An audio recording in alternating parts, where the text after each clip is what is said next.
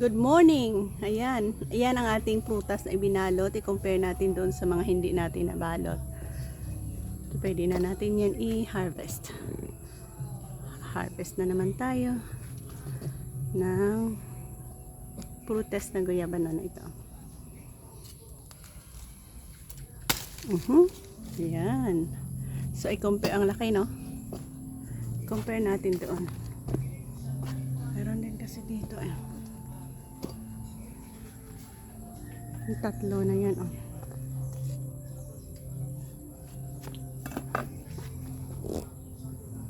Ang tatlo na yan, di natin nabalot. Ang isa dyan, hinog na. So, yan na nga, oh. Diba? Ang laki niya. Dahil sa binalot natin yan. At ang ganda. Yan. So, yan. I-compare natin, ha. Yung isa na iyan.